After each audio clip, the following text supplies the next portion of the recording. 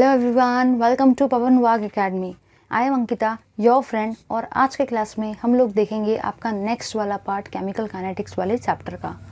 तो लास्ट वाले क्लास में हम लोगों ने हमारा क्लास एंड किया था न्यूमेरिकल सेक्शन पर, राइट। न्यूमेरिकल्स डिस्कस किए थे फर्स्ट ऑर्डर रिएक्शंस के रिलेटेड, उसी के साथ साथ कुछ इन्फॉर्मेशन भी देखी थी। उसी के कंटिन्यूशन में हम लोग कंटिन्यू कर रहे हैं हमारे नेक्स्ट वाले पार्ट को, जो कि है zero order reaction. As I said you in the last class, मैंने आपको बताया था कि जो भी आपका फर्स्ट ऑर्डर रिएक्शन होता है वो काफ़ी इंपॉर्टेंट होता है from examination point of view. उसी के साथ साथ ज़ीरो ऑर्डर और सूडो फर्स्ट ऑर्डर रिएक्शन भी बहुत ज़्यादा इंपॉर्टेंट होते हैं। अगर आप लास्ट ईयर्स के प्रीवियस ईयर्स के पेपर्स देखते हो स्टेट बोर्ड के, महाराष्ट्र स्टेट बोर्ड के, तो आप वहाँ पे ऑब्जर्व करोगे कि आप लोगों को 12th स्टैंडर्ड में बहुत सारे क्वेश्चंस आए हैं। ज़ीरो ऑर्डर की डेफिनेशन आई है, फर्स्ट ऑर्डर रिएक्शन की डेफिनेशन आई है, सूडो फर्स्ट ऑर्डर रिएक्शन के डेफिनेशन आई है, एग्जाम्पल्स आए, और फर्स्ट ऑर्डर के आपको न्यूमेरिकल्स भी आए पेपर में, ठीक है। तो इसी का मतलब ये हुआ कि ये वाला जो आपका सेक्शन है ये बहुत ज़्यादा इम्पॉर्टेंट होता है। सेकेंडली अगर मैं बात करूँ नेक्स्ट पॉइंट ऑफ व्यू से, तो नेक्स्ट पॉइंट ऑफ व्यू से मुझे ये कहना है कि मैंने आपको बताया था कि इस चैप्टर में जो भी डेरिवेशंस आ रहे हैं आप उनको भी छोड़ नहीं सकते। आपको वो डेरिवेशंस भी सारे के सारे करके जाने हैं, क्योंकि डेरिवेशंस भी बहुत इंपॉर्टेंट पार्ट होता है 12th बोर्ड के एग्जाम में। अगर मैं बात करूँ केमिकल काइनेटिक्स चैप्टर की, तो चलिए ज़्यादा टाइम वेस्ट किए बिना स्टार्ट करेंगे अपने नेक्स्ट पार्ट को, जो कि है zero order reaction. So let's start zero order reaction now.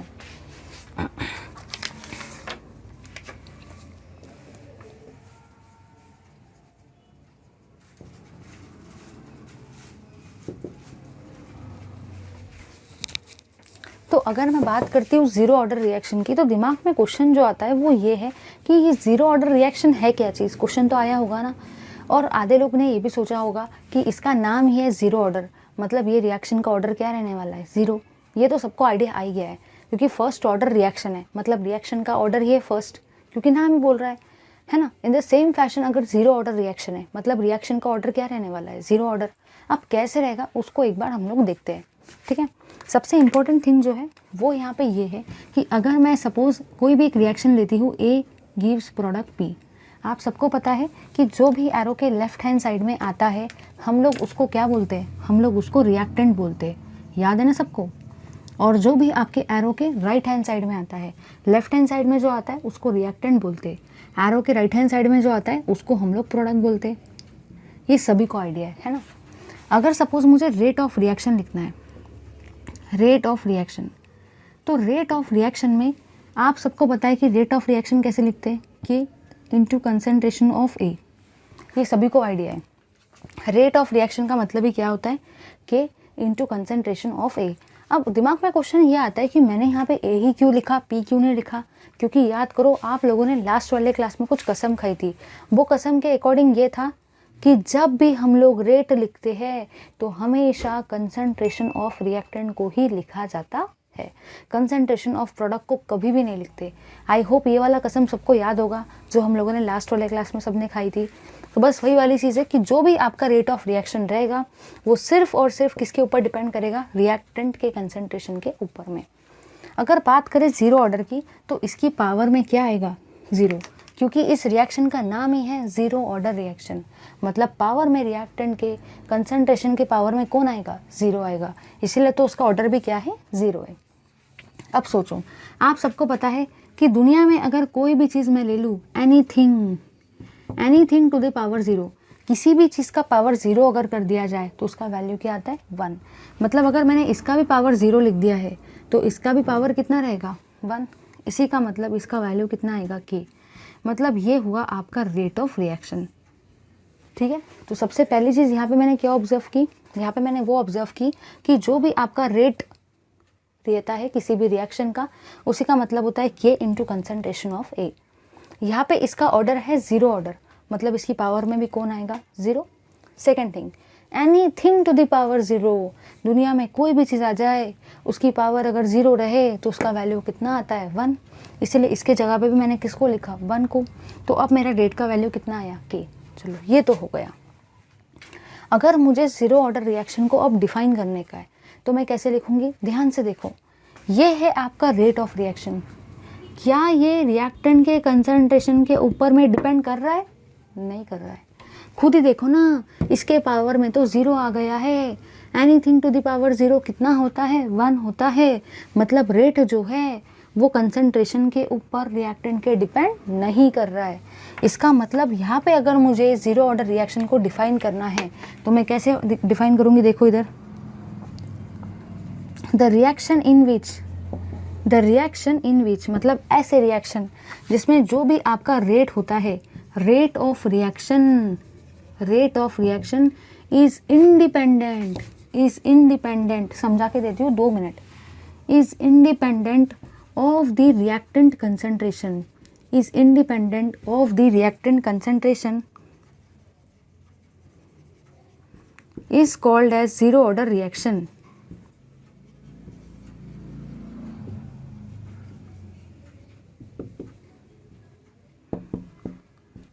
ठीक है, तो कहना मुझे ये है, आप लोगों को अगर कभी भी 0 ऑर्डर रिएक्शन को डिफाइन करना है तो आप वहाँ पे ऐसा नहीं बोलोगे एकदम बच्चों की लैंग्वेज में कि जिस और जैसी रिएक्शन जिसका ऑर्डर 0 होता है वो 0 ऑर्डर रिएक्शन रहेगी, ऐसा नहीं बोल सकते, क्योंकि वो एक बच्चा वाला डेफिनेशन हो गया है। बीइंग अ 12th स्टूडेंट आपको एक रिस्पेक्टिव डेफिनेशन देने की है। ठीक है, तो वो डेफिनेशन ये कहता है कि जब भी आपका रेट रहेगा वो रेट जो है ये इसके कंसंट्रेशन के ऊपर डिपेंड नहीं कर रहा है, रिएक्टेंट के कंसंट्रेशन के ऊपर डिपेंड नहीं कर रहा है। इसलिए मैंने क्या लिखा है? इसलिए मैंने लिखा है the reaction in which the rate of reaction is independent of the reactant concentration. Independent मतलब वो डिपेंड नहीं करता है। तो ऐसे रिएक्शन को हम लोग क्या बोलते हैं? 0 ऑर्डर रिएक्शन। लो इसका स्क्रीनशॉट लो। चलिए, अब हम लोगों ने, जैसे कि आप सबको याद होगा कि फर्स्ट ऑर्डर रिएक्शन में भी क्या किया था, फर्स्ट ऑर्डर रिएक्शन में हम लोगों ने उसका डेफिनेशन देखा था, एक्सप्रेशन देखा था, और उसके बाद में उसका भी हम लोगों ने इंटीग्रेटेड रेट लॉ देखा था। In the same fashion 0 order reaction में भी हम लोग देखेंगे अब क्या? Integrated rate law. कि इंटीग्रेटेड रेट लॉ क्या होता है 0 ऑर्डर रिएक्शन के लिए।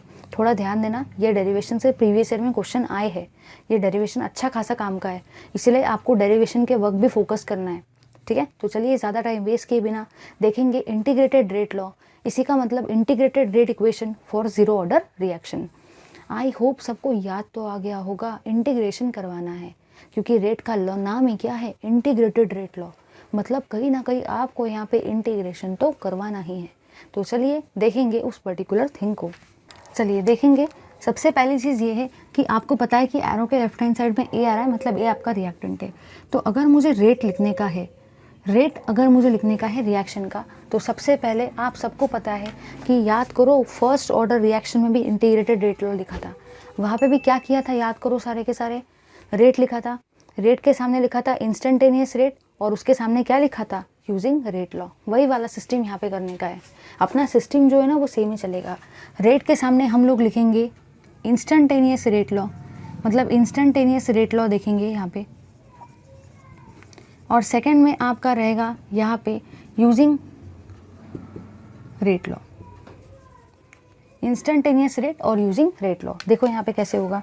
सबसे पहली और सबसे काम की चीज़ जो है, अगर मेरे को रेट लिखने का है तो रेट मतलब देखो मैं क्या लिखूँगी। यहाँ पे आपको बोला गया है इंस्टेंटेनियस रेट, इंस्टेंटेनियस रेट बोला गया है। आप सबको पता है कि इंस्टेंटेनियस रेट मतलब होता क्या है? Change in concentration upon change in time. पता है ना? इंस्टेंटेनियस रेट लॉ मतलब होता है change in concentration upon change in time. देखो इधर, अगर ध्यान से देखा जाए तो चेंज को हम लोग डेल्टा से रिप्रेजेंट करते हैं। Change in concentration of reactant, reactant कौन सा है? A, upon change in time, इसलिए नीचे में क्या आएगा? टी। इतना हो गया। अब मुझे एक बात बताओ, टाइम के साथ साथ रिएक्टेंट का कंसंट्रेशन क्या होते जाता है? कम कम होते जाता है ना? इसलिए यहाँ पे मैं क्या लगाऊंगी? Minus sign.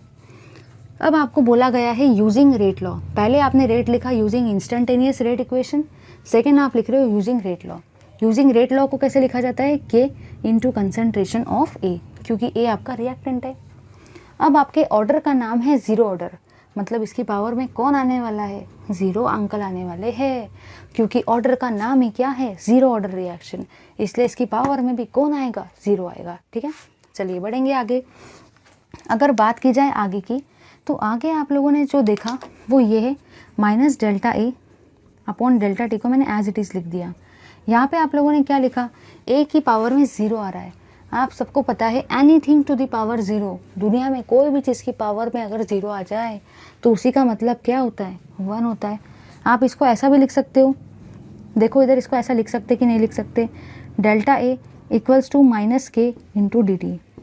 देखो कैसे लिखेंगे, के इंटू ए की नॉट की पावर ज़ीरो है, anything to the power zero मतलब 1 होता है। अब के इंटू 1 का मतलब के रहेगा। हम लोगों ने इस डेल्टा टी को इधर भेज दिया, ध्यान से देखो, इस डेल्टा टी को इधर भेज दिया इसलिए इधर आ गया, इस माइनस को भी मैंने इधर भेज दिया इसलिए ये माइनस इधर आ गया। तो किया क्या है, कुछ भी नहीं किया है, इस डेल्टा टी को ऊपर भेजा, इस माइनस को इधर भेजा और मुझे ये एक एक्सप्रेशन मिल गया। आप सबको पता है हम लोग अभी तक करते क्या है, इसका नाम ही है इंटीग्रेटेड रेट लॉ। आपको यहाँ पे इंटीग्रेटेड रेट लॉ बताने का है। इसका मतलब आपको यहाँ पे करना क्या है, आपको यहाँ पे इंटीग्रेशन करवाने का है। तो चलिए अब मैं यहाँ पे लिखूँगी integrating both sides, integrating both sides. हम लोग इंटीग्रेट करेंगे बोथ साइड को, इक्वेशन 1 को, integrating equation 1 on both sides, दोनों के दोनों साइड्स पे हम लोग इंटीग्रेशन करवाएंगे। तो अगर मैं सपोज इसका इंटीग्रेशन करवा दी तो सबसे पहले इसको एज इट इज़ लिखेंगे, delta A equals to minus K into D T. ठीक है, चलो कराएंगे इसका इंटीग्रेशन, यहाँ पे भी कराएंगे इंटीग्रेशन, यहाँ पे भी इसका इंटीग्रेशन करवाएंगे, यहाँ पे करवाएंगे A naught to A T, यहाँ पे करवाएंगे T equals to 0 to T.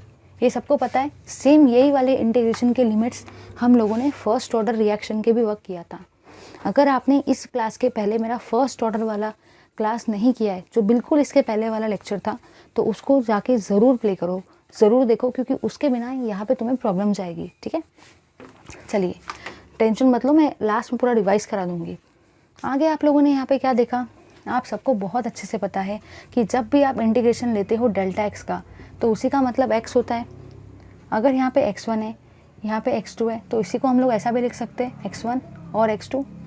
आप सबको पता है अगर आपको इसको सॉल्व करना है तो कैसे करते, ऊपर वाला माइनस नीचे वाला, ऊपर वाला माइनस नीचे वाला। ऊपर में कौन है, x2 है, माइनस नीचे में कौन है, x1 है, तो इसका वैल्यू क्या आएगा, x2 माइनस x1। तो करना कुछ भी नहीं है, जब भी इंटीग्रेशन डेल्टा एक्स का करवाते तो उसी का मतलब x होता है। ये है आपकी नीचे तो नीचे, ये है ऊपर तो इसको ऊपर लिखा। ठीक है, नेक्स्ट चीज़ क्या देखी हम लोगों ने, जब भी आप इसको सॉल्व करते हो तो कैसे करोगे, ऊपर वाला माइनस नीचे वाला, ऊपर वाले में है x2, नीचे वाले में है x1, ऊपर वाला माइनस नीचे वाला। आ जाओ इधर, अगर बात करेंगे इस पर्टिकुलर थिंग की, यहाँ पे इंटीग्रेशन जब डेल्टा एक्स था तो उसका वैल्यू x आया। अब इंटीग्रेशन अगर डेल्टा ए आ जाए तो उसका वैल्यू क्या आएगा, उसका वैल्यू a आएगा। डेल्टा एक्स का x है तो डेल्टा ए का क्या रहेगा, a। नीचे में कौन है, a नॉट, ऊपर में कौन है, A T equals to minus K. जब इंटीग्रेशन ऑफ डेल्टा एक्स था तो उसका वैल्यू x आया, तो इंटीग्रेशन ऑफ जब डेल्टा ए था तो उसका वैल्यू a आया। जब इंटीग्रेशन डेल्टा टी है तो उसका वैल्यू क्या आएगा, t। तो यहाँ पे आपका आएगा t। ठीक है, नीचे में कौन है, t इक्वल्स टू 0, ऊपर में कौन है, t। चलो और सॉल्व करेंगे। अगर मुझे इसको सॉल्व करना है तो हम लोगों ने कैसा किया, ऊपर वाला माइनस नीचे वाला, ऊपर वाला है x2, नीचे वाला है x1, ऊपर वाला माइनस नीचे वाला। इसको भी देखो कैसे करेंगे, ऊपर में कौन है, 80 है, ऊपर वाला माइनस नीचे वाला। ठीक है, फिर से देखो, ऊपर वाला मतलब 80 माइनस नीचे वाला। ठीक है, equals to minus K into यहाँ पे तो आपका t ही आएगा, क्योंकि 0 पुटअप करेंगे तो कोई फ़र्क ही नहीं पड़ेगा, तो मैंने t को पुटअप कर दिया है। ठीक है, तो ये हुआ आपका इक्वेशन नंबर 2। ठीक है, ये हुआ आपका एक इक्वेशन। अब दिमाग में क्वेश्चन ये आता है कि मुझे एक ऐसा रेट इक्वेशन चाहिए, यहाँ पे माइनस नहीं आना चाहिए। तो अगर आपने इसको घुमा दिया, अगर आपने इसको घुमा दिया तो ये माइनस का कन्वर्जन काय में हो जाएगा, प्लस में। तो इसका वैल्यू आप ऐसे भी लिख सकते हो, देखो इधर a not minus A T equals two plus के टी, ऐसे भी लिख सकते। ये हुआ आपका इक्वेशन नंबर 3। ठीक है, सारे के सारे यहाँ पे ध्यान से देखो, ये था 80 माइनस ए नॉट। अगर अपन ने ए नॉट को पहले लिख दिया, देखो 80 माइनस ए नॉट था, अगर अपन ए नॉट को पहले लिख दे और 80 को बाद में लिख दे तो माइनस का कन्वर्शन काय में हो जाएगा, प्लस में हो जाएगा। एक बार फटाक से पूरा रिवाइज कर लेते हैं। सबसे पहली चीज़ हम लोगों ने एक रिएक्शन को कंसिडर की। ठीक है, उस रिएक्शन से हम लोगों को पता है कि हम लोगों को इंटीग्रेटेड रेट लॉ लिखने का है, हम लोगों को इंटीग्रेटेड रेट लॉ लिखने का है ज़ीरो ऑर्डर रिएक्शन के लिए, integrated rate law for zero order reaction.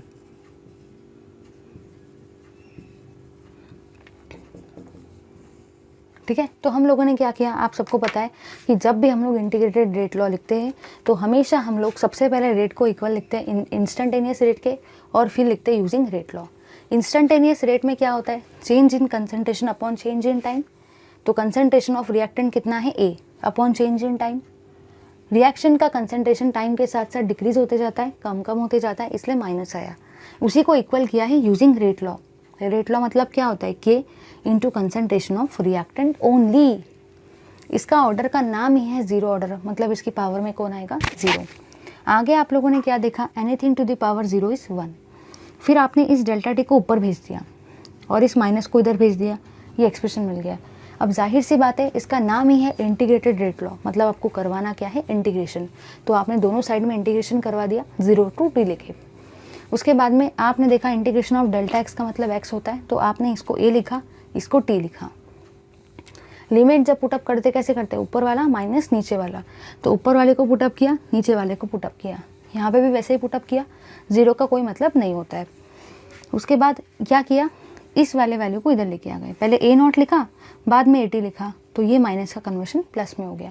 तो ये रहा आपका integrated rate law, integrated rate law for zero order reaction. सबसे पहले काम की चीज़ ये है कि जो भी आपका ये इंटीग्रेटेड रेट लॉ है, ये बहुत ज़्यादा इम्पोर्टेंट क्वेश्चन है। यहाँ से हमेशा डेरिवेशन पेपर में आता है 3 मार्क के लिए, इसलिए अच्छे से इसको करो, स्क्रीनशॉट लो इसका। चलिए अब हम लोग देखेंगे, अब हम लोगों ने इंटीग्रेटेड रेट लॉ को तो देख लिया, जीरो ऑर्डर रिएक्शन के, जीरो ऑर्डर की डेफिनेशन भी देख ली। अब हम लोग मूव करेंगे अपने नेक्स्ट पार्ट की तरफ, जो कि है unit of zero order reaction, और साथ ही साथ उसी के अलावा हम लोग देखेंगे कि क्या एक्सप्रेशन रहेगा हाफ लाइफ का जीरो ऑर्डर रिएक्शन के लिए। तो चलिए ज़्यादा टाइम वेस्ट किए बिना देखेंगे इस पर्टिकुलर थिंग को। चलिए देखेंगे अपने नेक्स्ट पार्ट को, जो कि है unit of zero order reaction.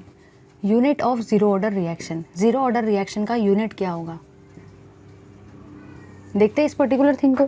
सबसे पहली और सबसे काम की चीज़ ये है, आप सबको याद होगा बुक में बहुत लंबी चौड़ी मेथड दे रखी है यूनिट निकालने की, बट मैंने आप लोग को याद है लास्ट टू लास्ट वाले क्लास में एक बहुत तगड़ी वाली ट्रिक पढ़ाई थी, और मैंने आपको बताया था कि अगर हम लोगों को ऑर्डर निकालने का है, मतलब हम लोग को यूनिट निकालने का है किसी भी ऑर्डर रिएक्शन के लिए, तो बस हम लोग को इस पर्टिकुलर ट्रिक का यूज़ करना है। अगर ये ट्रिक हम लोग को आ जाए तो हम लोग किसी भी ऑर्डर का यूनिट निकाल सकते हैं। तो चलिए देखेंगे इस पर्टिकुलर थिंग को। काम की चीज़ मेरी यहाँ पे ये है कि यहाँ पे मैंने आपको बताया था कि जो भी आपका के होता है, मतलब जो भी आपका रेट कांस्टेंट होता है, अगर आपको उसका यूनिट निकालने का है, ठीक है, तो यूनिट का वैल्यू होता है मोल पर डीएम क्यूब। ठीक है, या तो आप लोग इसको मोल पर लीटर भी लिख सकते हो, मोल पर लीटर लिखो या मोल पर डीएम क्यूब लिखो, दोनों चलता है। तो मैं यहाँ पे लीटर लिख देती हूँ, मोल पर लीटर। ठीक है, इसकी पावर रहता है 1 - n सेकेंड इनवर्स। ये सबको याद होगा, ये वाला यूनिट भर भर के लास्ट वाली क्लास में आपको मैंने बताया था। ठीक है, बुक में डीएम क्यूब दिया है तो अपन लोग डीएम क्यूब के टर्म्स में स्टडी करते हैं, बट आप डीएम क्यूब की जगह लीटर भी लिख सकते हो। ठीक है, तो मोल पर डीएम क्यूब की पावर 1 - n सेकेंड इनवर्स।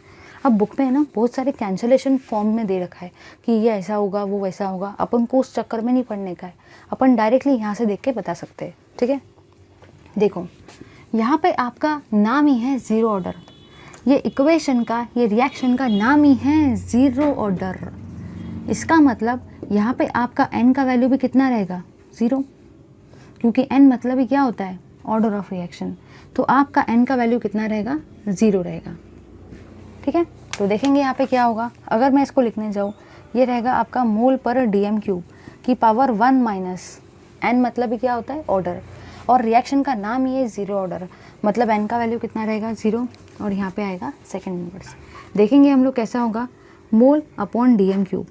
ठीक है, अब देखो ध्यान से, 1 - 0 कितना होता है, 1, तो यहाँ पे आएगा 1 सेकेंड इनवर्स। तो ये रहेगा आपका unit of zero order reaction.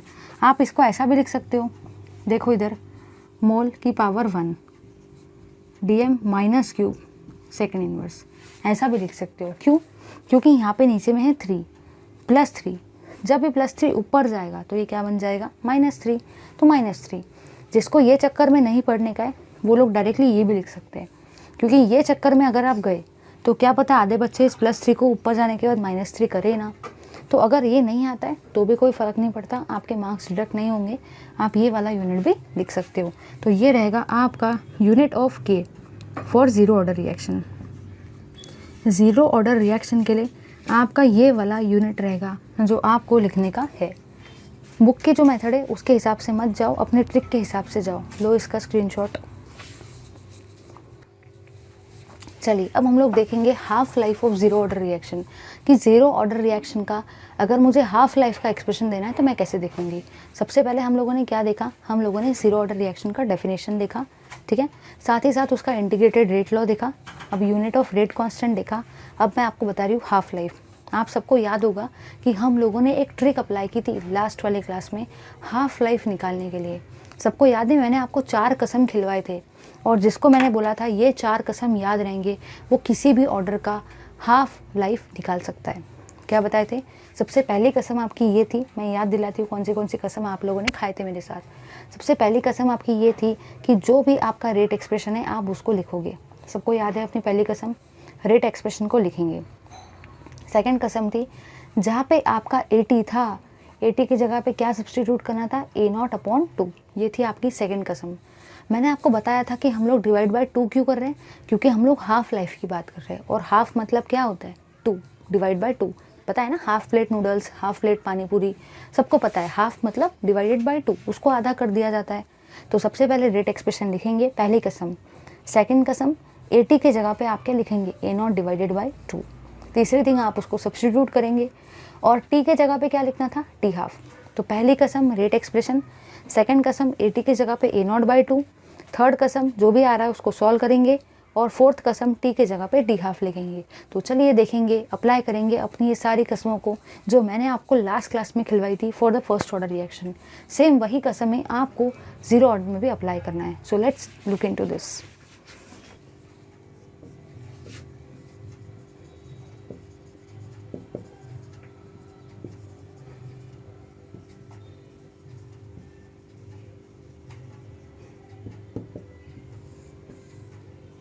तो नेक्स्ट है आपका half life of zero order reaction. देखेंगे हम लोग कैसे क्या होगा, ध्यान से देखना है एकदम। सबसे पहले तो आपको यहाँ पे रेट एक्सप्रेशन को लिखना है। वो भी रेट एक्सप्रेशन किसका लिखेंगे, दिमाग में क्वेश्चन ये आता है कि मैं ये रेट एक्सप्रेशन फर्स्ट ऑर्डर का लिखूँ या सेकेंड ऑर्डर का। तो बस आपको इतनी चीज़ फिट कर लेनी है, यहाँ पे ज़ीरो ऑर्डर है मतलब रेट एक्सप्रेशन भी किसके लिए आएगा, ज़ीरो ऑर्डर के लिए। तो मैं यहाँ पे लिखूँगी rate expression for zero order reaction, ठीक है। चलो बढ़ेंगे आगे। अभी हम लोगों ने देखा कि आपका क्या रेट एक्सप्रेशन निकल करके आया था इंटीग्रेटेड रेट लॉ का, वो आपका आया था A0 minus AT equals two plus KT। सबको याद है, अभी जस्ट हम लोगों ने जस्ट बिटवीन वाइल अभी हम लोगों ने देखा था, अब भी जस्ट 2 मिनट्स पहले एक रिलेशन निकल करके आया था इंटीग्रेटेड रेट लॉ के लिए, वो था A0 minus AT equals two plus KT, ठीक है। तो पहला जो कसम थी वो हम लोगों ने कर दी। पहली कसम ये थी कि मुझे इंटीग्रेटेड रेट लॉ को लिखने का है। सेकंड कसम क्या थी, सेकंड कसम मेरी ये कहती है कि मुझे सब्सटीट्यूट करना है। किसको सब्सटीट्यूट करना है, मुझे AT को सब्सटीट्यूट करना है बाय A0/2।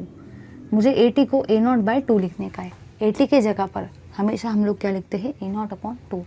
2 से क्यों डिवाइड करें, क्योंकि मैं हाफ लाइफ की बात कर रही हूँ। साथ ही साथ आपको T के जगह पे क्या लिखने का है, T हाफ, ठीक है। AT की जगह पे लिखने का है A0/2 और T के जगह पे क्या लिखने का है, T हाफ। चलो करेंगे इसको सब्सटीट्यूट। ये है आपका A0 माइनस AT की जगह पे अपन को क्या लिखने का है, A0/2।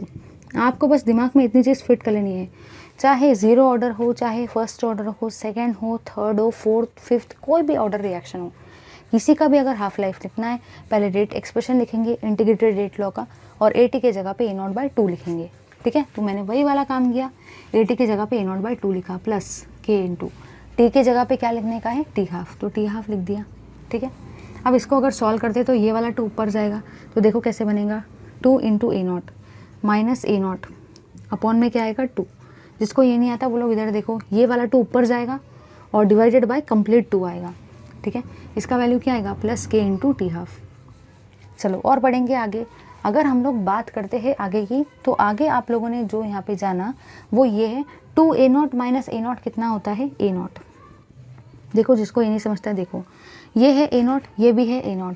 2 माइनस 1 कितना होता है 1, इसलिए यहाँ पे कितना बचा 1 A naught. 2 A naught minus 1 A naught, 2 minus 1 कितना होता है 1। अब देखो क्या होगा, equals to k into t half, upon में तो 2 एज इट इज़ था, 2 माइनस 1 1 किया, अपॉन वाला 2 एज इट इज़, के इंटू टी हाफ भी एज इट इज़। अब मुझे तो टी हाफ का एक्सप्रेशन लिखने का है ना, तो टी हाफ का एक्सप्रेशन कैसे आएगा, देखो इधर ये वाला जो के है डिवाइड में चल जाएगा, तो आपका एक्सप्रेशन आएगा ए नॉट अपॉन ट्वाइस ऑफ के। ये रहेगा आपका rate expression for half life expression for zero order reaction. तो ये रहेगी आपकी half life for zero order reaction.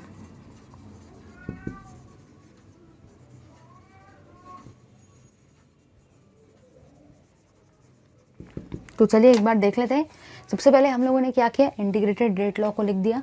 Second कसम क्या खाई थी आप लोगों ने मेरे साथ में कि ए टी के जगह पे हमेशा हम लोग ए नॉट बाय 2 ही लिखेंगे, टी की जगह पे टी हाफ ही लिखेंगे।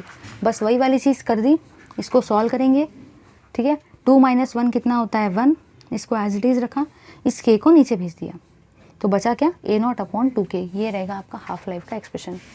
पेपर में एक तो कैलकुलेशन करने के लिए आ सकता है हाफ लाइफ, साथ ही साथ आपको आ सकता है कि एक्सप्रेशन दे दो हाफ लाइफ का, 2 मार्क के लिए या 3 मार्क के लिए। ये वाला एक्सप्रेशन भी पेपर में आया है, इसलिए करना है, छोड़ना नहीं है। रट्टा कुछ भी मत मारो, बस ए टी के जगह पे ए नॉट बाय 2 रखो, टी के जगह पे टी हाफ रखो और कैलकुलेशन करो, तो आपका आराम से आंसर आ जाएगा, ठीक है। लो इसका स्क्रीनशॉट। चलिए अब हम लोग नेक्स्ट पार्ट देखेंगे, इसी कंटिन्यूशन में ग्राफिकल रिप्रेजेंटेशन, बिल्कुल स्टेप बाय स्टेप जाने का है। डेफिनेशन देखा, इंटीग्रेटेड रेट लॉ देखा, यूनिट देखा रेट कांस्टेंट का ज़ीरो ऑर्डर के लिए ऑफ कोर्स, और उसके बाद में हम लोगों ने हाफ लाइफ का एक्सप्रेशन देखा। अब हम लोग देखेंगे graphical representation for zero order reaction. So let's look into graphical representation for zero order reaction. बहुत इंपॉर्टेंट है, ध्यान से देखना है। रट्टा मारने का तो ज़रूरत नहीं है कि ऐसा ग्राफ ज़ीरो ऑर्डर में रहेगा, ऐसा फर्स्ट में रहेगा, ऐसा अगर करके गए तो बस भूल जाओ कि पेपर में मार्क्स मिलने वाले। याद ही नहीं रहता यार, क्योंकि इतने सारे ग्राफ हैं। तो सीधा सीधा एक ही तरीका है कि हम लोग उसको कंसेप्चुअली समझे कि कंसेप्चुअली कैसा आ रहा है, तो हम लोग को वो चीज़ें याद रहेगी। देखेंगे इस पर्टिकुलर थिंग को। तो अब हम लोग देख रहे हैं graphical representation for zero order reaction.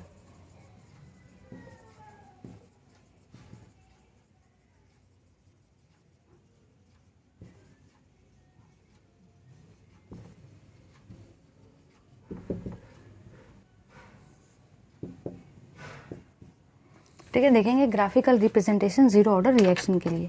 तो सबसे पहली और सबसे काम की चीज़ ये है, जब भी आपको ग्राफिकल रिप्रेजेंटेशन लिखने का है तो हम लोग देखेंगे रेट एक्सप्रेशन को। हम लोग रेट एक्सप्रेशन को देखेंगे for zero order reaction. Rate expression मतलब ही आपका इंटीग्रेटेड रेट लॉ,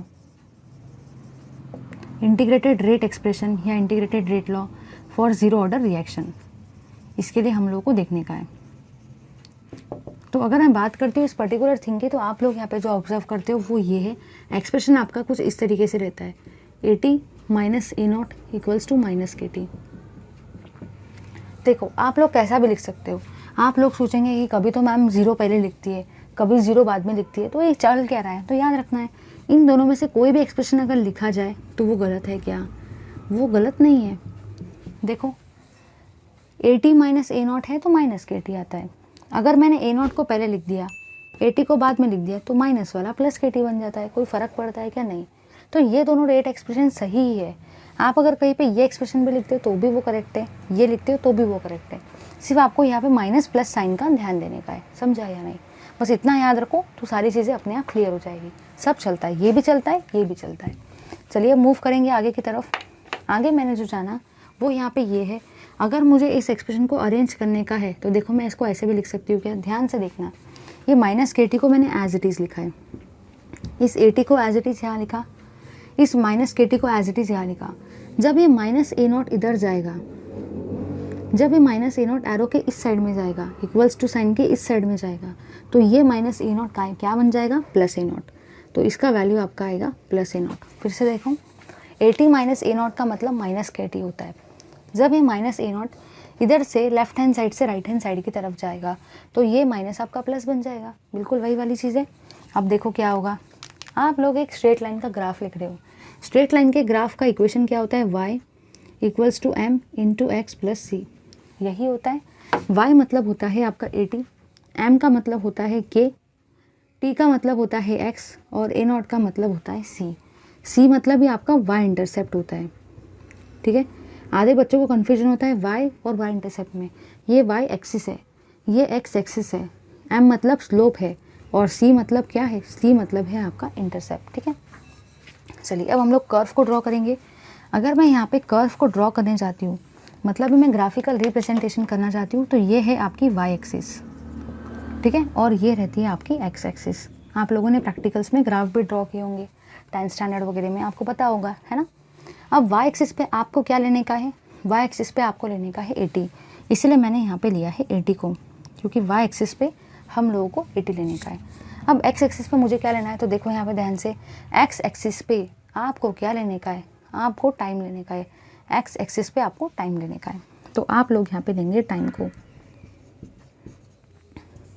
ठीक है।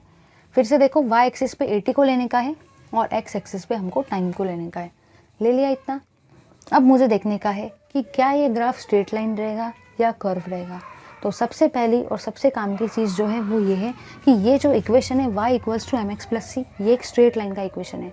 मतलब इतना मुझे आइडिया मिल गया, एक तो लाइन ऐसी रहेंगी या तो लाइन ऐसी रहेंगी, लेकिन लाइन स्ट्रेट लाइन ही रहेगी, इतना मुझे आइडिया मिल गया।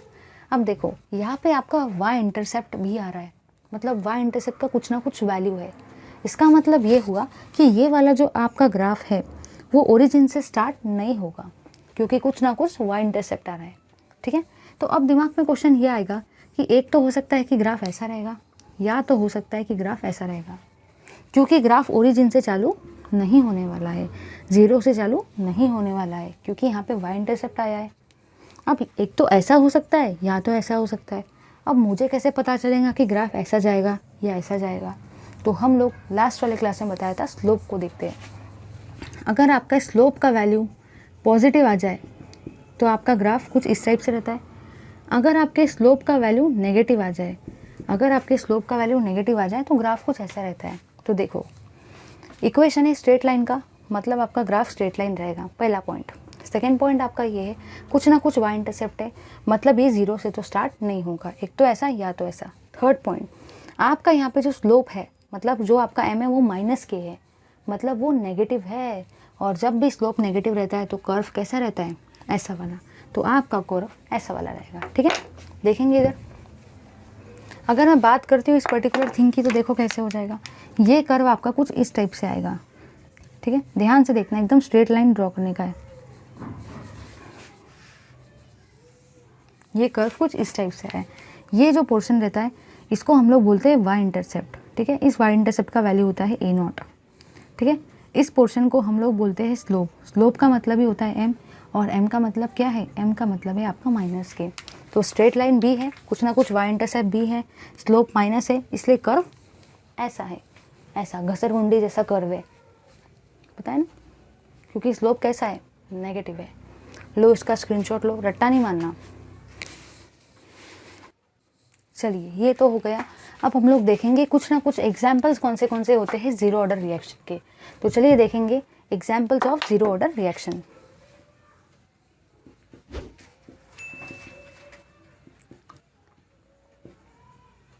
याद रखना है कि पेपर में कभी कभी ऐसा भी पूछा जाता है, give any 2 examples of zero order reaction for 2 marks. तो आपको एग्जाम्पल्स पता होने चाहिए, क्योंकि एग्जाम्पल काम के होते हैं। ऐसा लगता है कि एग्जामिनर तो ऐसे एग्जाम्पल तो ऐसे ही है, वो नहीं पूछते, हम लोग नहीं पढ़ते, बट पेपर में वहाँ से भी क्वेश्चन आता है, ठीक है। तो अब हम लोग देखेंगे एग्जाम्पल को। तो पहला आपका जो एग्जाम्पल है वो रहता है decomposition of ammonia. Decomposition of ammonia ये आपका पहला एग्जाम्पल रहता है फॉर ज़ीरो ऑर्डर रिएक्शन, ठीक है। NH3 का मतलब ही आपका अमोनिया होता है। देखेंगे यहाँ पे जो भी आपका अमोनिया है, आप सबको पता है कि जब भी आप अमोनिया गैस का डिकम्पोजिशन करवाते हो तो वहाँ से कौन सी गैस निकलेंगी। सोचो, डिकम्पोजिशन का मतलब होता है उसको ब्रेक करना, उसको तोड़ना।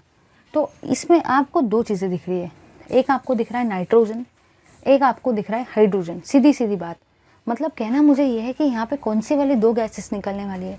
यहाँ पे आपकी पहली गैस निकलेंगी नाइट्रोजन गैस, और सेकंड गैस आपकी निकलेंगी कौन सी गैस, हाइड्रोजन गैस। अब जब भी गैस होती है, गैस के लिए हम लोग ऊपर वाला एरो दिखाते हैं, शो करते हैं, क्योंकि ऊपर वाला एरो जो होता है वो इंडिकेट करता है कि गैस एटमॉस्फेयर में चली जाएगी, रिलीज हो जाएगी। तो ये है आपकी अमोनिया, ठीक है। जब भी आप अमोनिया का डिकम्पोजिशन करवाते हो प्लैटिनम सरफेस के ऊपर में, प्लैटिनम के सरफेस के ऊपर में हम लोग अमोनिया का डिकम्पोजिशन करवाते हैं, रिएक्शन जो रहती है वो ज़ीरो ऑर्डर रहती है। अमोनिया का जब भी डिकम्पोजिशन करवाएंगे तो सोचने की बात है कि कौन सी गैस निकलेगी।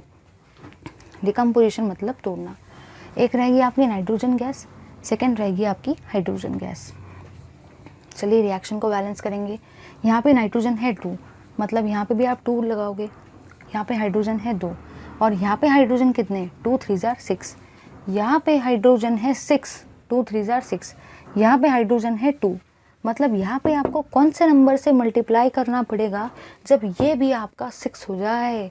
जैसे कि यहाँ पे है हाइड्रोजन 6, यहाँ पे है हाइड्रोजन 2, तो कौन सा नंबर से मल्टीप्लाई करेंगे 3 से करेंगे, तो 3 2 भी क्या हो जाएगा 6 और आपका क्वेश्चन हो जाएगा सॉल्व। चलिए मूव करेंगे आगे की तरफ। अगर मैं बात करती हूँ सेकेंड पॉइंट की, तो सेकेंड एग्जाम्पल आपका रहता है decomposition of nitrous oxide. Decomposition of nitrous oxide, ये इसका रहता है second example. Decomposition of nitrous oxide, इसके थ्रू भी हम लोग करवा सकते हैं। चलिए देखेंगे इस पर्टिकुलर थिंग को। अगर मैं सपोज नाइट्रस ऑक्साइड लेती हूँ, मतलब ही ये लिया है मैंने N2, इसका भी अगर डिकम्पोजिशन करवाएंगे, जाहिर सी बात है डिकम्पोजिशन मतलब तोड़ना होता है। जब अमोनिया को तोड़ोगे तो नाइट्रोजन और हाइड्रोजन गैस बनेगी। इन द सेम फैशन जब आप नाइट्रस ऑक्साइड को तोड़ेंगे तो कौन सी गैस बनेगी, नाइट्रोजन गैस और oxygen gas. That is so simple. देखो रे देखो, यहाँ पे है नाइट्रोजन, यहाँ पे है ऑक्सीजन, तो सबसे पहले कौन सी गैस निकलेगी नाइट्रोजन गैस, बाद में कौन सी गैस निकलेगी ऑक्सीजन गैस। समझा या नहीं? क्या इसमें सच में कुछ रट्टा मारने की ज़रूरत है क्या? कुछ भी रट्टा नहीं मारने का, जो दिखता है वो लिख देने का, काम ख़त्म। यहाँ पे आएगा नाइट्रोजन, यहाँ पे आएगा ऑक्सीजन। चलिए अब मूव करेंगे आगे। आगे आप लोगों ने क्या देखा, नाइट्रोजन तो बैलेंस है, लेकिन इस साइड में ऑक्सीजन 2 है, इस साइड में ऑक्सीजन 1 ही है, मतलब आपको ऑक्सीजन को तो बैलेंस करना पड़ेगा ना। आप इसको 2 से मल्टीप्लाई करोगे, ठीक है। अब यहाँ पे आपके ऑक्सीजन कितने हो गए 2, यहाँ पे भी आपके ऑक्सीजन कितने हो गए 2, तो ऑक्सीजन तो दोनों तरफ बैलेंस हो गए, बट अब नाइट्रोजन को बैलेंस करना है। तो देखो इधर, यहाँ पे नाइट्रोजन कितना है 2 2 4 और यहाँ पे नाइट्रोजन कितना है 2। इस साइड में नाइट्रोजन है आपके 4, क्योंकि 2 2 4 होता है, बट इस साइड में आपके नाइट्रोजन तो 2 ही है। ये तो इनइक्वालिटी है ना। इसका मतलब आप लोग मुझे बताओ कि यहाँ पे मुझे कौन से नंबर से मल्टीप्लाई करना पड़ेगा जब नाइट्रोजन इधर भी 4 हो जाए और इधर भी 4 हो जाए। इसका मतलब ये हुआ कि यहाँ पे मुझे 2 नंबर से मल्टीप्लाई करना पड़ेगा, तो 2 2 कितना हो जाएगा 4। तो दोनों साइड में नाइट्रोजन भी हो गए बैलेंस, ऑक्सीजन भी हो गई बैलेंस, रिएक्शन भी हो गई बैलेंस, ठीक है। तो करने का कुछ भी नहीं, सीधे सीधे अपने लैंग्वेज में बोलते हैं। Example of zero order reaction बोला तो क्या करेंगे, पहला एग्जाम्पल अमोनिया को तोड़ो, कौन सी गैस बनेगी nitrogen hydrogen. Second example N2O को तोड़ो, कौन सी गैस बनेगी नाइट्रोजन ऑक्सीजन, कर देंगे बैलेंस, हो गए example of zero order reaction. अपने लैंग्वेज में याद रखने का, अमोनिया को तोड़ेंगे और N2O को तोड़ेंगे, काम खत्म। लो इसका स्क्रीनशॉट। चलिए यहाँ पे हम लोगों ने अपना ज़ीरो ऑर्डर रिएक्शन का पार्ट ख़त्म कर लिया। अब हम लोग मूव करेंगे अपने नेक्स्ट टॉपिक की तरफ, जो कि है आपका सूडो फर्स्ट ऑर्डर रिएक्शन। ये सूडो फर्स्ट ऑर्डर रिएक्शन भी अच्छा खासा इंपॉर्टेंट टॉपिक है, तो बहुत ज़्यादा इंपॉर्टेंट है, फोकस करना है, ध्यान देना है। डेफिनेशन से बहुत बार क्वेश्चंस आते हैं। यहाँ पे आपको रेट एक्सप्रेशन से कोई क्वेश्चन नहीं आने वाला सूडो फर्स्ट ऑर्डर रिएक्शन के केस में, बट हाँ डेफिनेटली आपको यहाँ से डेफिनेशन आ सकती है। तो चलिए ज़्यादा टाइम वेस्ट किए बिना देखेंगे definition for pseudo first order reaction. अब देखेंगे सूडो फर्स्ट ऑर्डर रिएक्शन क्या होता है। Pseudo first order reaction,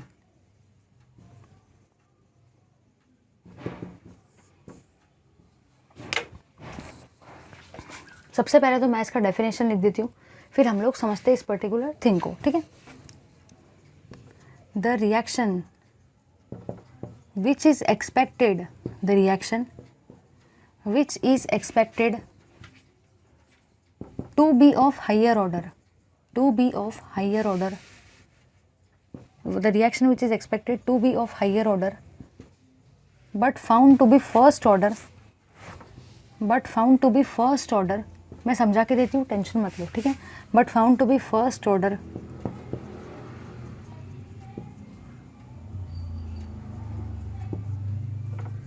is called as pseudo first order reaction, is called as pseudo first order reaction.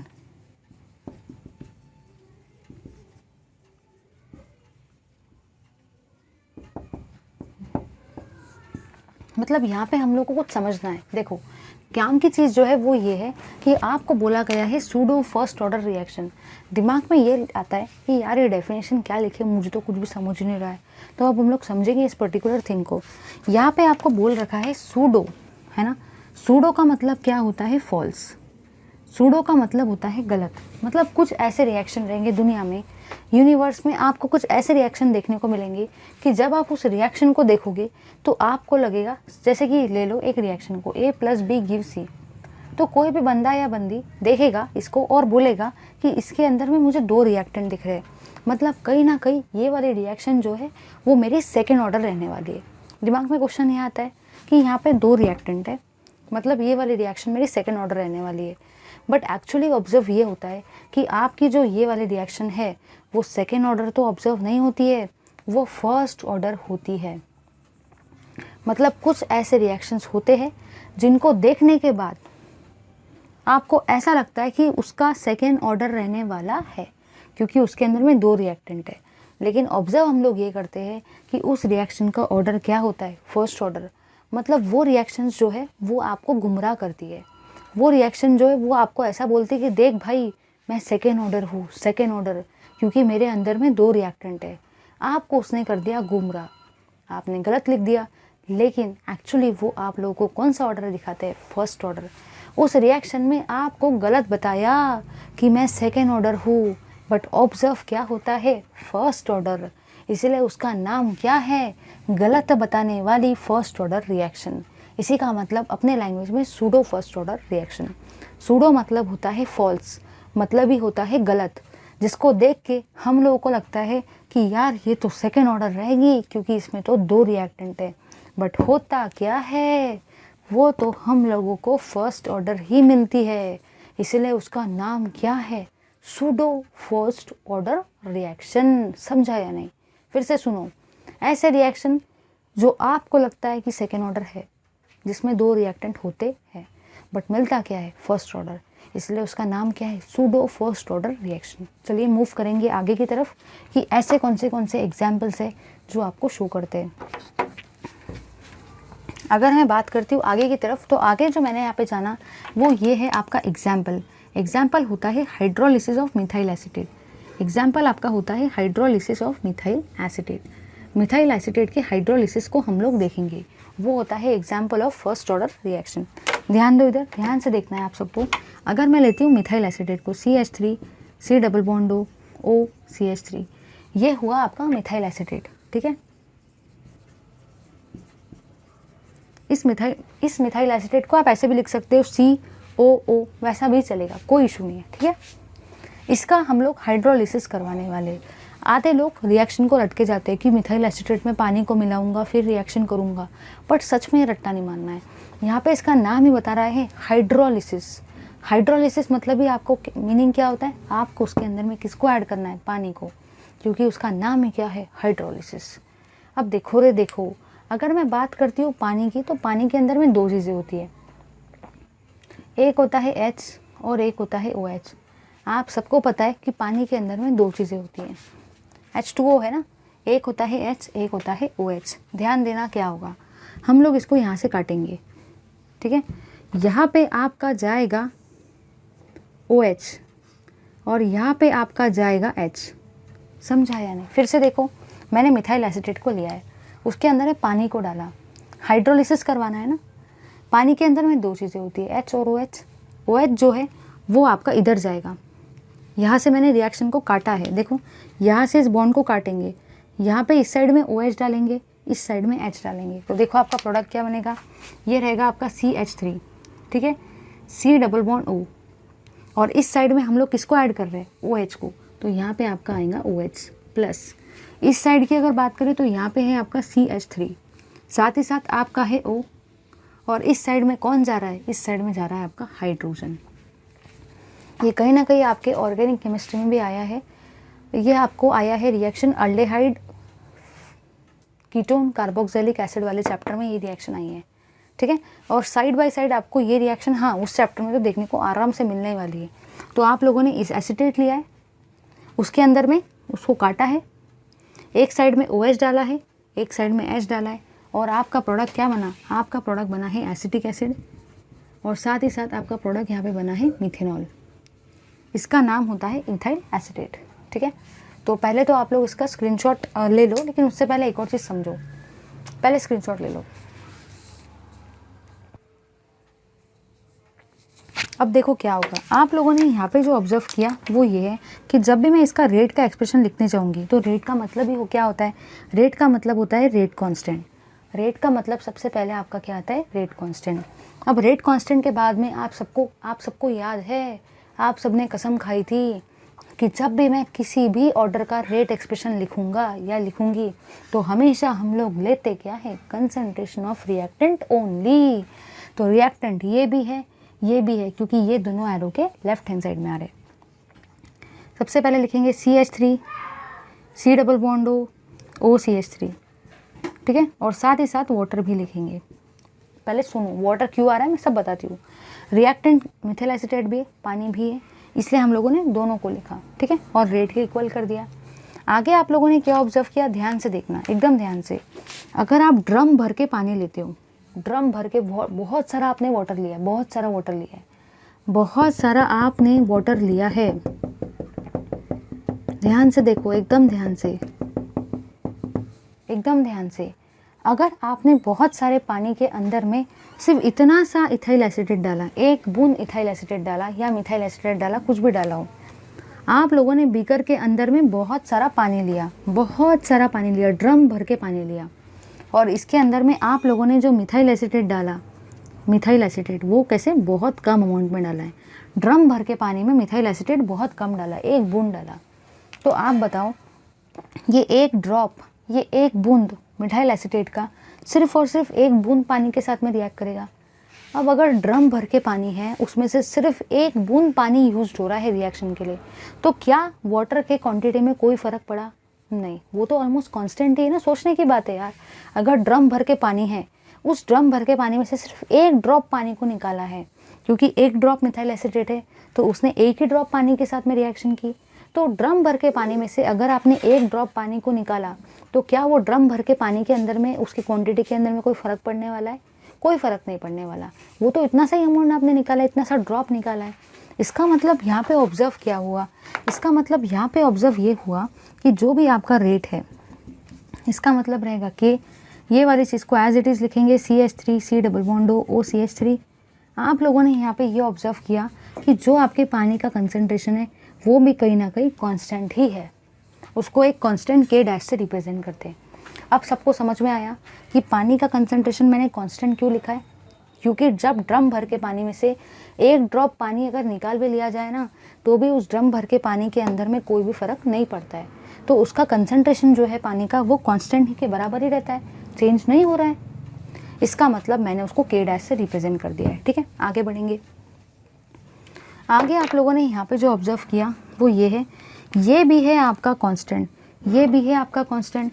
जब कोई कांस्टेंट किसी दूसरे कांस्टेंट के साथ रिएक्ट करता है तो दूसरा कोई कांस्टेंट बनता है, तो हम लोग इसको रिप्रेजेंट करेंगे K डबल डैश से into concentration of CH3 C double bond O CH3। इसका वैल्यू आएगा रेट के बराबर, ठीक है। तो K डबल डैश का आपका क्या आया है, concentration of CH3 C double bond O CH3। समझा या नहीं? ये भी है कांस्टेंट, ये भी है कांस्टेंट। जब ये दोनों एक दूसरे के साथ रिएक्ट करेंगे तो आपका कोई और कांस्टेंट फॉर्म होगा। चलिए ये तो हो गया। अब आप लोगों ने क्या ऑब्जर्व किया, आप लोगों ने यहाँ पे जो ऑब्जर्व किया वो यहाँ पे ये है कि यहाँ पे आपका जो भी रेट है वो सिर्फ और सिर्फ डिपेंड कर रहा है, रेट डिपेंड्स ऑन, आपका जो भी रेट है वो सिर्फ और सिर्फ डिपेंड कर रहा है only on CH3 C double bond O CH3 and not on water. आपका जो रेट है रिएक्शन का वो सिर्फ और सिर्फ मिथाइल एसीटेट के कंसंट्रेशन के ऊपर ही डिपेंड कर रहा है, पानी के कंसंट्रेशन के ऊपर डिपेंड नहीं कर रहा है। इसी का मतलब ये आपका रिएक्शन कैसा है, ये आपका जो रिएक्शन है वो आपने सोचा था, वो आपने थिंक किया था कि वो सेकेंड ऑर्डर होगा, सोचा था, मैं लिखती हूँ अपने लैंग्वेज में, इसको आप लोगों ने सोचा था कि ये सेकेंड ऑर्डर होगा, बट ये ऑब्जर्व क्या हुआ, ऑब्जर्व हुआ फर्स्ट ऑर्डर। फर्स्ट ऑर्डर ही आपको मिला क्योंकि वो सिर्फ और सिर्फ इसी के कंसंट्रेशन के ऊपर डिपेंड कर रहा है। ऐसे रिएक्शन को हम लोग क्या बोलते हैं, सूडो फर्स्ट ऑर्डर रिएक्शन। ठीक है, फिर से एक बार देखो, ऐसे रिएक्शन जिनमें आपको लगता है 2 बट होते हैं 1, उसको बोलते हैं सूडो फर्स्ट ऑर्डर रिएक्शन। समझा या नहीं? एग्जाम्पल है हाइड्रोलिसिस ऑफ मिथाइल एसीटेट। पानी का अगर 1 ड्रॉप भी यूज़ किया ड्रम भर के पानी में से तो कोई फ़र्क नहीं पड़ता है, पानी का कंसंट्रेशन कांस्टेंट रहता है। लो इसका स्क्रीनशॉट। चलिए अब हम लोग देखेंगे collision theory of biomolecular reaction. तो चलिए ज़्यादा टाइम वेस्ट किए बिना स्टार्ट करेंगे अपने कोलिजन थ्योरी को फॉर बायोमोलिकुलर रिएक्शंस। तो नेक्स्ट हम लोग देखेंगे collision theory of biomolecular reaction.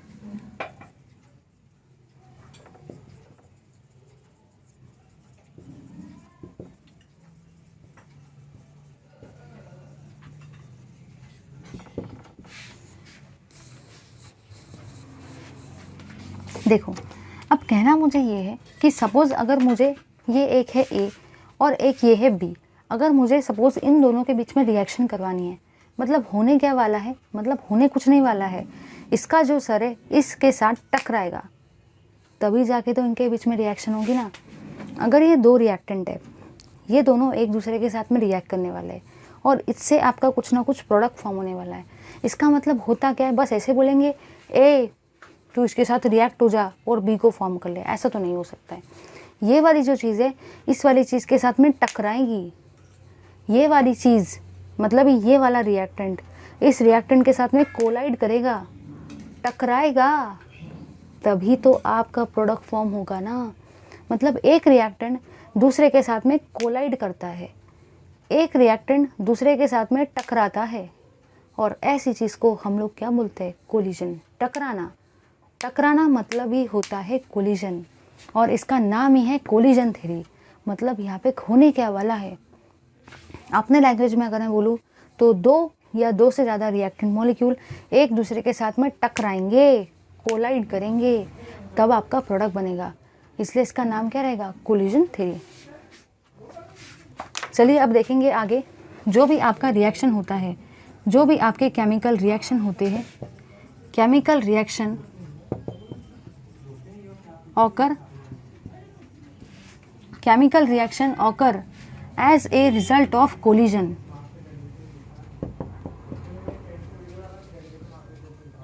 between the 2 molecules,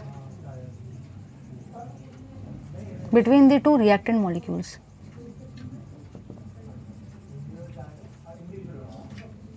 तो जो भी आपकी केमिकल रिएक्शन है वो कभी भी 2 मॉलिक्यूल्स के बीच में तभी होती है जब उनके बीच में होता क्या है, जब उनके बीच में कोलिजन होता है।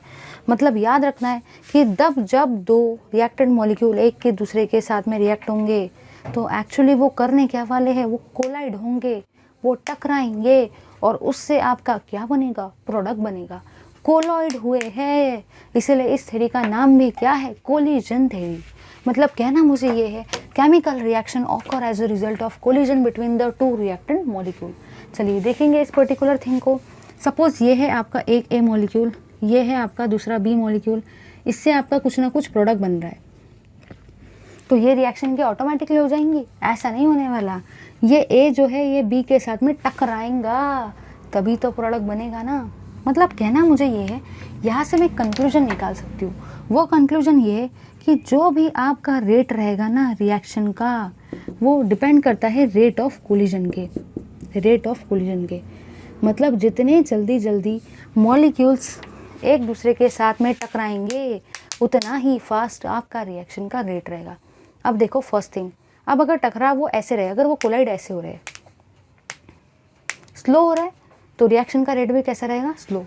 क्योंकि रेट ऑफ रिएक्शन का मतलब ही क्या होता है, रेट ऑफ कोलिजन, वो डिपेंड करता है। अगर वो स्लो रेट टकराएंगे, कोलिजन का रेट है स्लो, रिएक्शन का रेट भी कैसा रहेगा, स्लो। अगर ये है स्लो तो ये भी कैसा रहेगा, स्लो। अगर कोलिजन बहुत फास्ट हो रहा है तो आपका रिएक्शन का रेट भी कैसा रहेगा, फास्ट। अगर कोलिजन का रेट फास्ट है तो आपके रिएक्शन का रेट भी कैसा रहेगा, फास्ट। समझा या नहीं? लो इसका स्क्रीनशॉट। चलिए अब हम लोग देखेंगे आगे का पार्ट जिसका नाम है एक्टिवेशन एनर्जी। तो चलिए ज़्यादा टाइम वेस्ट किए बिना समझेंगे कि एक्टिवेशन एनर्जी क्या होता है। ठीक है, ध्यान से देखना है, एकदम मस्त एग्जाम्पल के साथ में आपको मैं एक्टिवेशन एनर्जी को कंसेप्ट को क्लियर करवाने वाली हूँ। सबसे पहले तो हम लोग डेफिनेशन को देख लेते। मैं आपको एकदम मस्त तगड़े वाले एग्जाम्पल के साथ में इसको समझाने वाली हूँ। वीडियो को लास्ट तक देखना। ये आपका कहता है द मिनिमम काइनेटिक एनर्जी। एक बार लिख लेते फिर मैं समझा के देती हूँ, टेंशन मत लो। The minimum kinetic energy, the minimum kinetic energy that the reactant molecule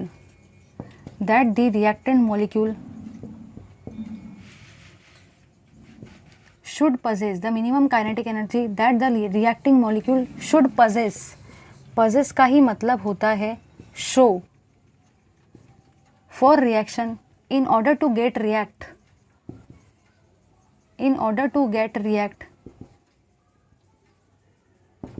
or collide is called as activation energy. इसी का मतलब आपकी एक्टिवेशन एनर्जी होती है। तो एक्टिवेशन एनर्जी का मतलब क्या हुआ कि जो भी आपकी मिनिमम काइनेटिक एनर्जी रहती है, जो रिएक्टेंट मॉलिक्यूल ने शो करनी चाहिए रिएक्शन के लिए या तो कोलिजन के लिए, उसको हम लोग क्या बोलेंगे, एक्टिवेशन एनर्जी। ध्यान से देखो, एकदम ध्यान से। सबसे पहली चीज़ ये है, एकदम मस्त वाला एग्जाम्पल बता रही हूँ आपको, ध्यान से देखना। सबसे पहली चीज़ ये है, सपोज़ यहाँ पे एक पर्सन है, इसका नाम है X। सपोज़ यहाँ पे सेकंड पर्सन है, इसका नाम है Y।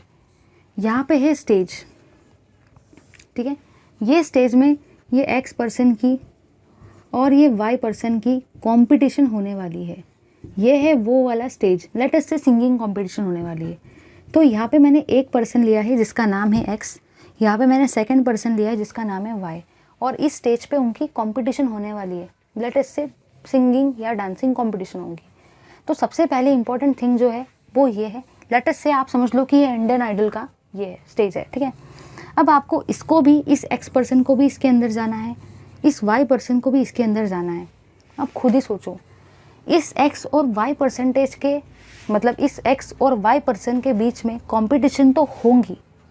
कहाँ पे होंगी? स्टेज पर होंगी। लेट अस से इंडियन आइडल का स्टेज है, तो आपकी यहाँ पे कहीं ना कहीं कंपटीशन होने वाली है। लेकिन खुद ही सोचो ना, अगर ये दोनों एक दूसरे के साथ कॉम्पीट करना चाहते हैं, अगर ये दोनों एक दूसरे के साथ कोलाइड करना चाहते हैं स्टेज के ऊपर में, इंडियन आइडल के कंपटीशन जहाँ पे चल रहा है, तो सबसे पहले तो इनको यहाँ से यहाँ तक के लिए कुछ ना कुछ एनर्जी चाहिए। ऐसा तो नहीं कि मैं बोलूँगी डायरेक्टली मुझे इंडियन आइडल में जाना है, ऐसा तो नहीं हो सकता है ना। कुछ ना कुछ बीच में स्टेप्स रहेगी जो आपको फॉलो करनी है, उसके बाद ही आप यहाँ तक पहुँच सकते हो, है कि नहीं। मतलब ये जो एनर्जी है ये मिनिमम एनर्जी है। आपके अंदर कुछ ना कुछ मिनिमम एनर्जी होनी चाहिए, तभी जाके आप यहाँ पे पहुँच सकते हो, तभी तो आपका कोलिजन होगा ना। मतलब कंपटीशन या कोलिजन दो चीज़ों के बीच में तभी होता है जब वो स्टेज पे रहेंगे। तो वहाँ तक पहुँचने के लिए एग्जाम्पल के तौर पे बता रही हूँ, आपको कुछ ना कुछ मिनिमम एनर्जी चाहिए, और उस मिनिमम एनर्जी को हम लोग क्या बोलते हैं? Activation energy. मतलब कहना मुझे ये है, ध्यान से देखो। सपोज ये है आपका एक रिएक्टिंग मॉलिक्यूल, ये है आपका सेकेंड रिएक्टिंग मॉलिक्यूल, ये है इनका स्टेज जहाँ पे वो कोलाइड करने वाले हैं। तो इस मॉलिक्यूल को भी ऊपर जाना पड़ेगा, इस मॉलिक्यूल को भी ऊपर जाना पड़ेगा, एक्साइटेशन होगा ना। मतलब ये दोनों मॉलिक्यूल ऊपर जाएंगे, तो इन मॉलिक्यूल्स ऊपर जाने के बाद, स्टेज पर जाने के बाद ही तो इनका कोलिजन होगा, स्टेज पर जाने के बाद ही तो इनका कंपटीशन होगा, जैसे कि अभी देखा था इंडियन आइडल के केस में।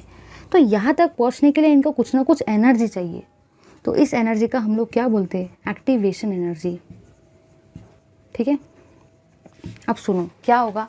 एक्टिवेशन एनर्जी का मतलब ये है कि अगर कोई भी रिएक्टेंट मॉलिक्यूल है, अगर कोई भी आपका रिएक्टिंग मॉलिक्यूल है, रिएक्टिंग मॉलिक्यूल जो है, एक तो उसकी जो भी एनर्जी है, रिएक्टिंग मॉलिक्यूल की जो भी एनर्जी है, एक तो वो एक्टिवेशन एनर्जी से ज़्यादा होनी चाहिए, एक्टिवेशन एनर्जी से ज़्यादा होनी चाहिए, तभी जाके वो कोलाइड करेंगे, या तो वो एक्टिवेशन एनर्जी के इक्वल होनी चाहिए, ठीक है। रिएक्टिंग मॉलिक्यूल की जो भी एनर्जी है फॉर कोलिजन के लिए, कोलाइड करने के लिए रिएक्टिंग मॉलिक्यूल की जो भी एनर्जी है, एक तो वो एक्टिवेशन एनर्जी से ज़्यादा रहनी चाहिए या तो वो एक्टिवेशन एनर्जी के इक्वल रहनी चाहिए। बट एक्टिवेशन एनर्जी से अगर कम आ जाए तो कभी भी आपकी रिएक्शन नहीं होगी। तो एक तो एक्टिवेशन एनर्जी के ग्रेटर रहनी चाहिए, एक तो एक्टिवेशन एनर्जी के इक्वल रहनी चाहिए। बट अगर उससे कम रही तो आपका मॉलिक्यूल जो है वो कोलाइड नहीं करेगा। तो पहली बात मैंने आपको क्या बताई इसके अंदर में, अगर कोलिजन स्लो होगा तो रिएक्शन भी स्लो होगी, अगर कोलिजन फास्ट होगा तो रिएक्शन भी फास्ट होगी।